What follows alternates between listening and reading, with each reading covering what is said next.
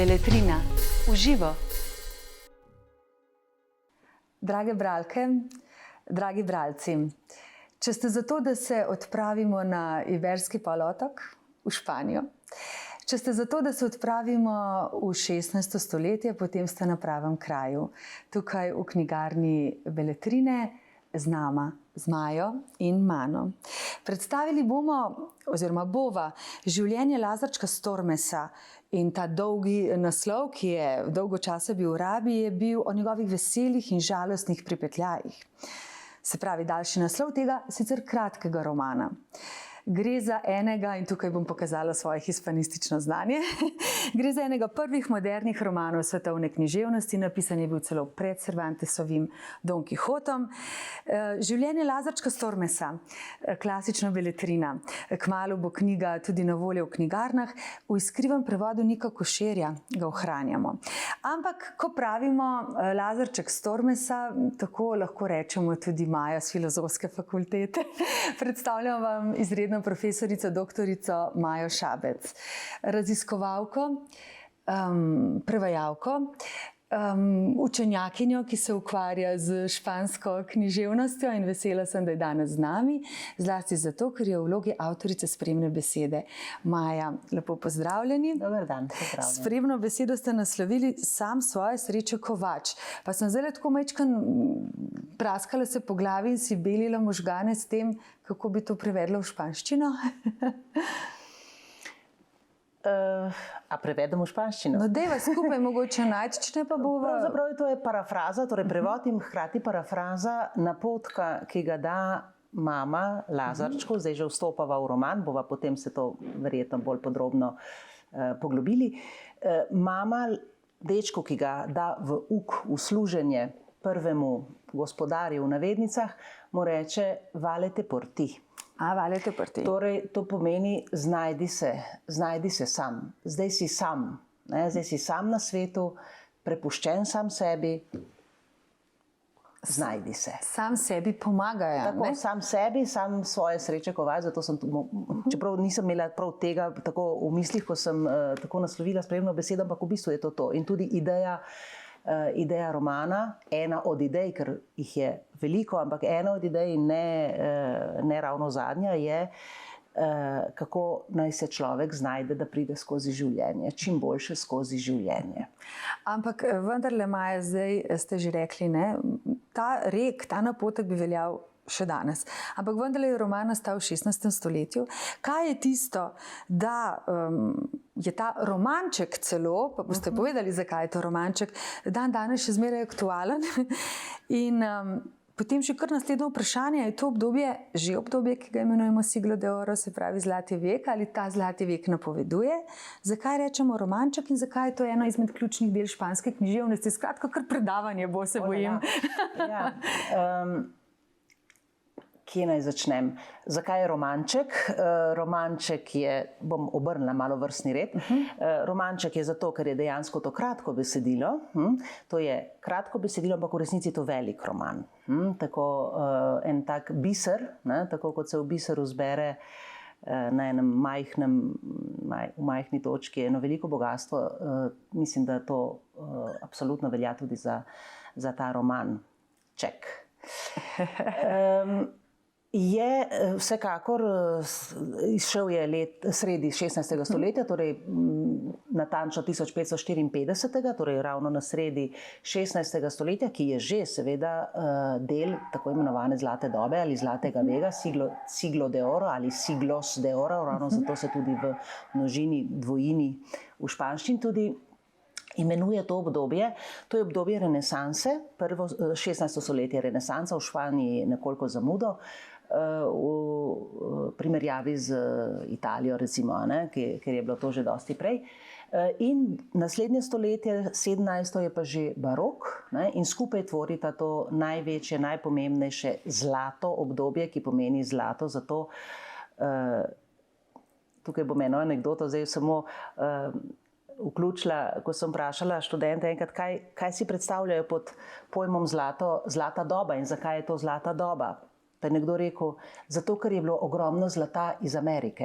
In točno to, seveda to ni, se ne poimenuje za to obdobje zlato, ampak v resnici pa je tudi veliko zlata z Amerike. Takrat se je pritekalo bogatstvo. V resnici je pa zlato zato, ker so takrat nastala največja, najpomembnejša dela v količinsko in kvalitetno. Torej, seveda ne moremo ne omeniti Don Quixota, ki ste ga tudi, mislim, da že omenili, da je Cervantesov roman išel dobrih 50-60 let po tem romanu. In v resnici je veljal v primerjalni književnosti, svetovni književnosti kot prvi moderni roman Don Quixote. Ampak je res, tudi Lazarček se lahko že nekako vključi v ta koncept torej romana, sodobnega, modernega romana, zaradi pripovednih tehnik, ki jih najdemo v njem. Tako kot potem seveda v Cervantesovem primeru je to zelo nadgrajeno in zelo poglobljeno, prepleteno, ampak tudi Lazarček ne zaostaja prav dosti za tem. Vsaj eni nastavki so gotovo tudi že v tem delu. Pravite, prej ste rekli romanček in zdaj pravite Lazarček. Jaz sem seveda prebrala to delo že v tistih davnih časih, pa zdaj znova, pa je tudi bokalček noter. Pa me čisto jezikovno zanima, uporablja Lazarček oziroma ta neznani avtor veliko pomanjševalnic, kajti recimo Portugalci in v portugalščini so pomanjševalnice nekaj, kar se zlasti v pogovornem jeziku zelo veliko uporablja. Tudi v španščini, seveda. Ja. Še bolj v ameriški španščini, ampak tudi na Iberskem polotoku, torej v španščini 16. stoletja in do danes. Razloga sta tukaj v konkretnem primeru dva. Lazarček, Lazarillo, zato ker je to res deček, ker je majhen, ker je otrok. To je v rosnih deških letih, ni določena njegova starost, ampak vsekakor je fantek, ki mu je ime sicer Lazar, torej Lázaro v španščini, in torej Lazarillo, Lazarček. Zdaj pa same pomanjševalnice so samo en del segmenta pogovornega jezika, ki je pa ena od ključnih značilnosti tega romana. Torej, napisan je v izrazito konkretnem, materialnem, oprijemljivem, govorjenem jeziku tiste dobe, ki je zelo podobna kot zdaj. Torej, ni se jezik v tem smislu konkretnosti se do danes ni bistveno spremenil, v španščini govorimo. In skozi ta pogled seveda se pojavlja tudi veliko pomanjševalnic, prav gotovo. Pa prej ste omenili te moderne tehnike. Meni pa se zdi, da je Lazarček prekinil tisto tradicijo tistih sentimentalnih viteških romanov, tudi tistih pastoralnih, arkadijskih, in je zgodba, vi ste celo rekli robati slog, da je zgodba dejansko nekoga iz dna, ki pride v življenje, se mora pobrigati zase. Don Quixote je tudi recimo živel v teh zasanjanih viteških blodnjah, pa so takrat zažgali te knjige. Ja, Don Quixote je že, Don Quixote, ja, ampak ob Don Quixotu je korakal zelo konkreten, čvrst, zelo v tla umeščen, v zemljo umeščen sopotnik Sancho. In ravno ta dvojica, Don Quixote in Sancho Panza, predstavljata eno dvojnost, ki se vleče skozi vso zgodovino španske književnosti, in to je ravno razpon med idealizmom in realizmom. Vsa zgodovina španske književnosti je s tem zaznamovana. In v Don Quixotu v enem delu, v enem samem delu, medtem ko recimo Lazarček je primer tega realističnega sloga in prikazovanja življenja, medtem ko so viteški romani pa tista druga plat, torej idealiziranega, heroično, nepremagljiv, najboljši. Kje bi Maja raje nastopali vi? V Lazarčku vsekakor. V Lazarčku, jaz pa v viteškem romanu. Viteška dama, ki dvori in ki se trudi, junak viteški, popotni vitez, dokazati svoji dami, to je njegov glavni motiv za ta velika dejanja.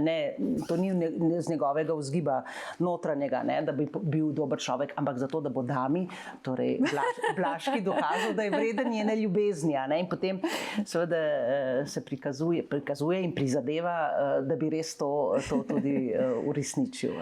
To so res zanimive zgodbe, te blodnje. Ampak Lazarček pripoveduje zgodbo, jaz niti ne bi rekla, da v svojem življenju. Pripoveduje zlasti o teh likih, ki so takrat zaznamovali in nastopali v španski družbi. Vsekakor, v delu španske družbe. V delu španske družbe, v katerem delu Maja? Torej, on sicer govori o sebi, vendarle, celo v prvi osebi, torej prvoosebna pripoved je, in ga spremljamo od tega zgodnjega otroštva do odrasle dobe, ko ne vemo točno, koliko je star, ampak recimo si lahko predstavljamo tam nekaj čez 30, mogoče 35. Ampak v resnici pa po tej poti stopa vedno ob drugih likih, ki se zvrstijo kot ena ogrlica, iz ene na drugo gre, kot bi sistematično poskušal orisati ravno predstavnike družbe, druge predstavnike te iste družbe s svojimi funkcijami, ki jih imajo. In dejansko, seveda, posredno, na videz posredno, v resnici pa zelo grobo in odkrito razgalja, razkriva te druge like. Kdo so zdaj ti liki? To so njegovi sodobniki, seveda v tem svetu, v katerem živi, ampak niti ne toliko recimo ta svet, v katerega je bil on rojen, torej oče nekega ne prav čisto jasnega porekla, nekje je izginil v nekih moralno in legalno vprašljivih okoliščinah, mati tudi, torej revščina z družbenega roba, bi rekli, ampak potem ne vztraja toliko pri tem načinu življenja, ampak se dotika predvsem predstavnikov cerkve in pa plemstva. Torej, tako kot sicer zgleda naivno in ena taka ležerna pripoved, humorna, tudi navihana, hudomušna, v resnici je... Gre za kritiko? Kritično ost? Absolutno je kritično, absolutno kritično, zelo, zelo kritično. Torej, avtor, neimenovani avtor, polaga Lazarčku seveda v usta zelo lucidno, ostro, argumentirano kritiko načina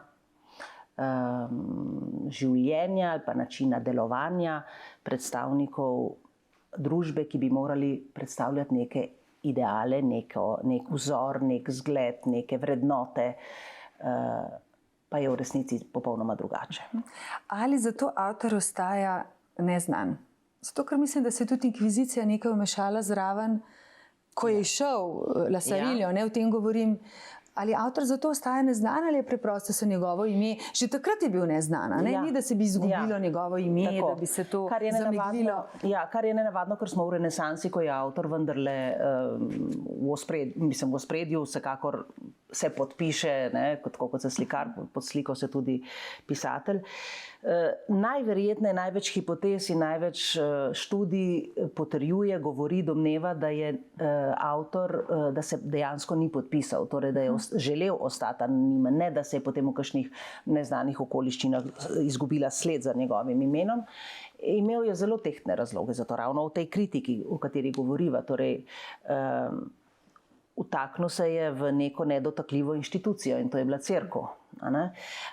In riskiral je, vedel je, kaj riskira, torej to ga ni ustavilo, roman je napisal, vendar se je vendarle zavaroval tako, da se ni izpostavil, zato da ne bi bil deležen potem kakšnih ukrepov, kot je bila sama knjiga deležna ukrepov, kar potrjuje, da je imel še kako prav. Knjiga je dejansko pristala na seznamu prepovedanih knjig in se je tudi sprva tiskala v tujini, v drugih državah, pa je vendarle potem po kanalih, tudi takrat seveda je že Ves čas nam nagaja muha, tako kot je Lasarillo morda malce nagajajo in tale avtor, to je čist vso besedilo najnega pogovora. Lazarček se je znašel, roman, se je znašel na seznamu prepovedanih knjig. Zakaj? Zato, ker je kritiziral cerkev, ki je takrat bila v eni kočljivi situaciji, ker je bila žrtev, iz svoje perspektive, cerkvene perspektive, žrtev reformističnega gibanja, torej napadov, kritike tistega vidika cerkve, ki se je oddaljevala od evangelija. In dejansko roman je pristal na seznamu prepovedanih knjig, tako da se celo ni nekaj časa, nekaj desetletij tiskal v Španiji, ampak v tujini, na Nizozemskem, in so izvodi skrito prihajali v Španijo. Tako da Španci so vseeno brali besedilo, vendar je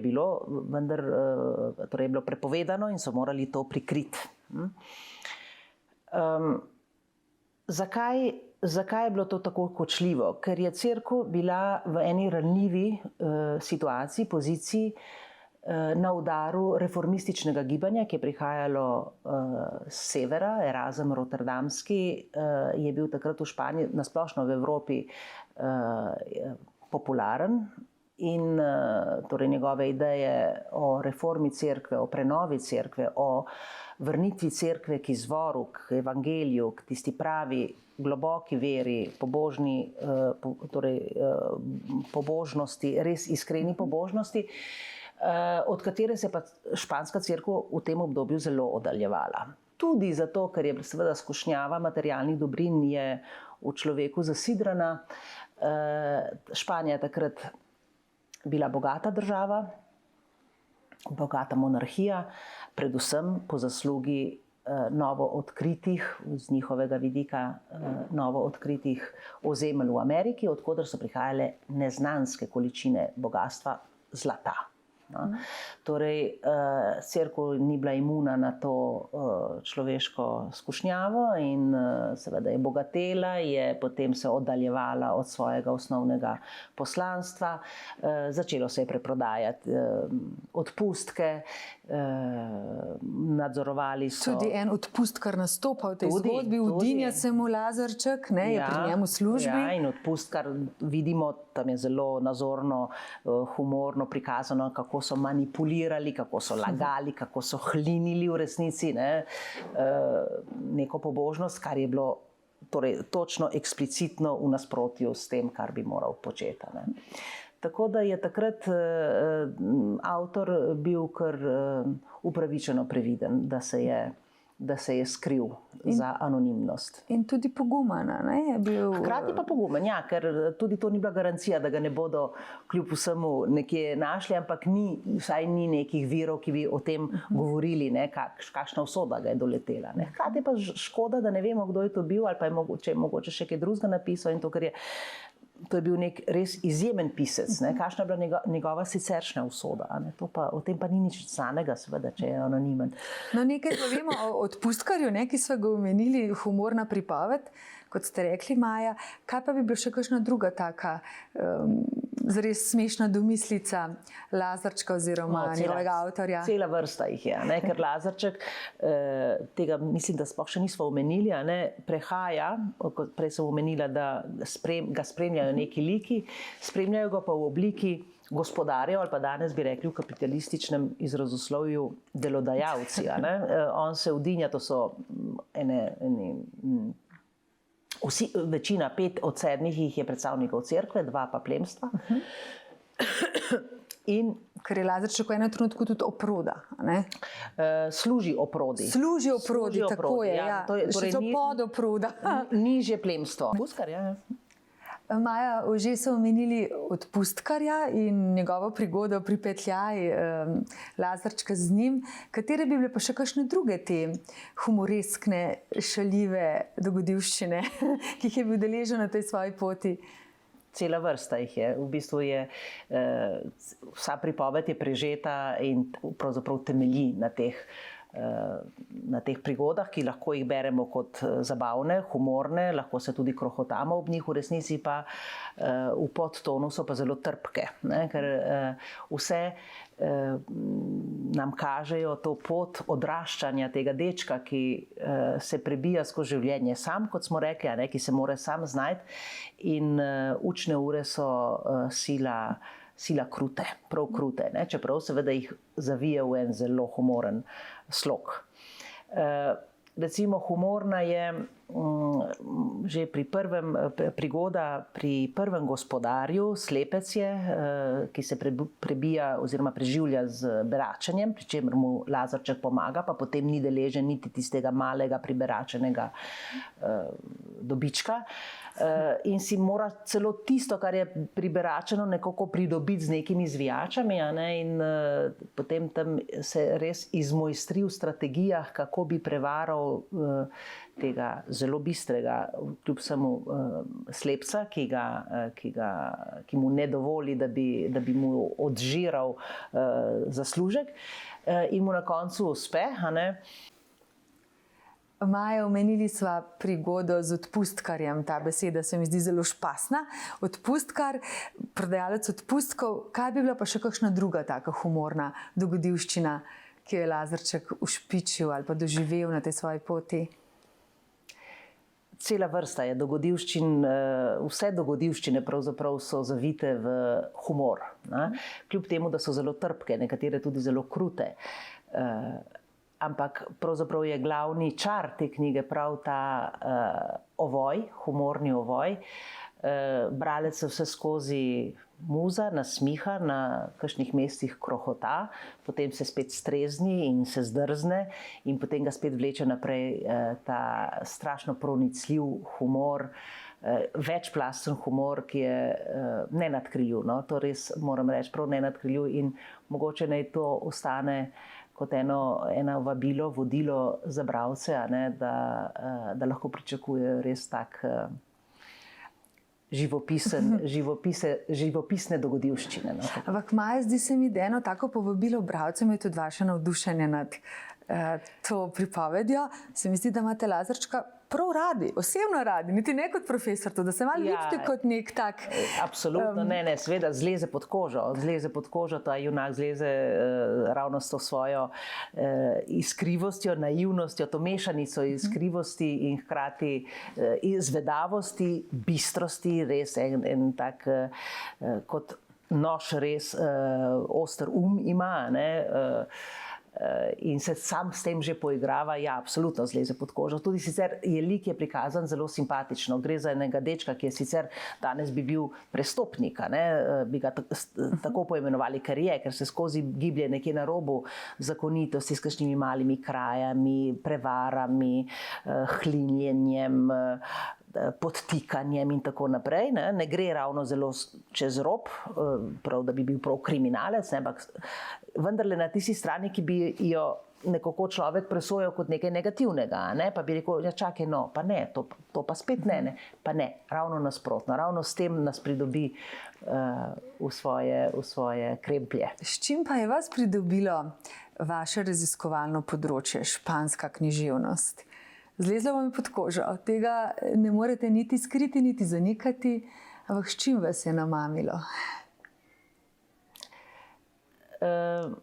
Z raznovrstnostjo, gotovo, z eno značilnostjo. Prej sem omenila eno od dvojnosti španske književnosti, torej razpon, ne samo nasprotje, ampak razpon, vse nianse med idealizmom in materializmom, torej med konkretnostjo in idealiziranim pogledom na svet. Druga taka vse prisotna značilnost je pa dvoumnost. To me najbolj vleče in to mi je tudi pri Lazarčku verjetno ena od stvari, ki me tako pritegne. Vse se lahko razume tako, lahko pa tudi drugače. In to se potem še poudari v tem ustvarjanju v času baroka. Tam je tudi veliko dvoumnosti, veliko besednih iger, veliko tega španskega.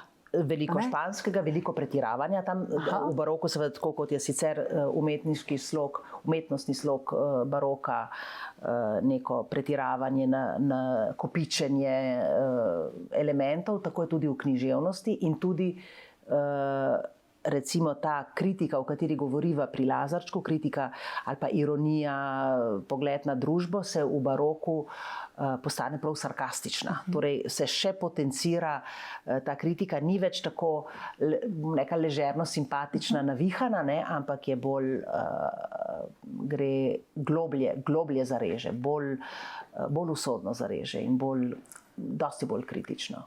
Zdi se mi, Maja, da živite v tem bogatem, zlatem španskem literarnem svetu. Ja, to je moj privilegij. To je velik privilegij, pa naj bo tudi privilegij bralk in bralcev, da spoznajo Lazarčka. Upam, zelo bi si želela. Ja? In prepoznajo marsikaj, kar odpira globok razmislek o današnjem času in o današnjem človeku. Najlepša hvala za pogovor. Vam pa povabilo k branju Lazarček s Tormesa. Hvala lepa. Beletrina v živo.